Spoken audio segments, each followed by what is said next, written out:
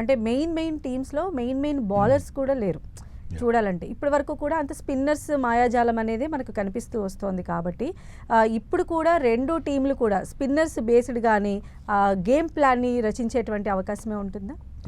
ఇప్పుడు గమ్మత్ ఏంటంటే ఇంగ్లాండ్ ఆస్ట్రేలియా టీమ్స్లో కేవలం ఒక స్పిన్నర్ అంటే మెయిన్ స్పిన్నర్తో ఆడారు. కానీ ఈ టీంలో మనకి ఎలాగ ముగ్గురు స్పిన్నర్స్తో వెళ్తున్నాం ప్రతి మ్యాచ్లో, వాళ్ళ టీంలో కూడా ముగ్గురు స్పిన్నర్స్ ఉన్నారు. ఇద్దరు ఆల్రౌండర్స్ అయినప్పటికీ బ్రేస్వెల్ కానీ గ్లెన్ ఫిలిప్స్ కానీ they are very very capable. ముఖ్యంగా బ్రేస్వెల్ చాలా మంచి బౌలింగ్ చేస్తున్నాడు.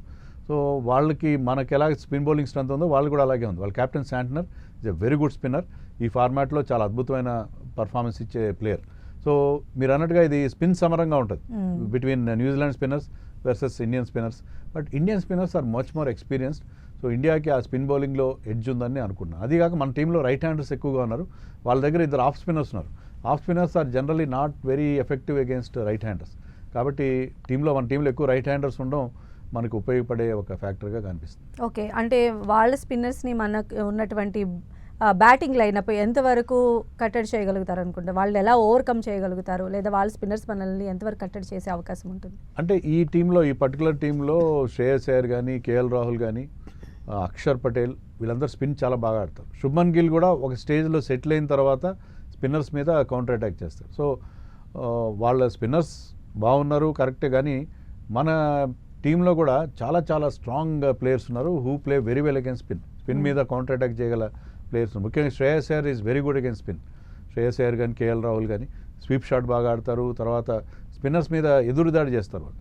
సో అందుకని వాళ్ళ స్పిన్నర్స్ మనకు అంతా థ్రెట్ ఇస్తారనుకోండి. మీరు బ్యాటింగ్ లైనప్ చూసుకుంటే ఇండియా ఇప్పుడు అందరూ ఫామ్లో ఉన్నారు. కెప్టెన్ రోహిత్ శర్మ, గిల్ అయితే సూపర్ ఫామ్లో ఉన్నాడు. విరాట్ కోహ్లీ ఫామ్లోకి వచ్చాడు. శ్రేయస్ అయ్యర్ ఇటీవల కాలంలో అద్భుతమైన ఫామ్లో ఉన్నాడు. KL Rahul also contributing.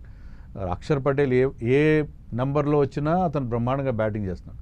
So ఇలాంటి బ్యాటింగ్ లైనప్ ఉంది. And somebody like Jadeja coming in at number 8, మీకు ఆ డెప్త్ కూడా ఉంది. సో ఇండియన్ బ్యాటింగ్ లైనప్ని న్యూజిలాండ్ బౌలర్స్ అంత ఇబ్బంది పడతారని నేను అనుకోను, కానీ వాళ్ళని ఏమాత్రం తక్కువగా అంచనా వేయకూడదు. సో కైల్ జేమిసన్ అని చాలా టాల్ బౌలర్, అతను గతంలో కూడా ఇండియాకి అగేన్స్ట్గా చాలా బాగా పర్ఫామ్ చేసిన బౌలర్. అతను రీప్లేస్మెంట్గా వచ్చాడు. బహుశా రేపటి మ్యాచ్లో అతను ఆడతాడు. సో అతను కూడా మనకి ట్రబుల్ ఇవ్వచ్చు along with other New Zealand pacers and spinners.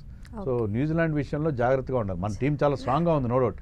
But ఏ మాత్రం కొంచెం అలసత్వం ప్రదర్శించినా, కొంచెమైనా వాళ్ళని లైట్గా తీసుకున్నా చాలా ప్రమాదమయ్యే అవకాశం.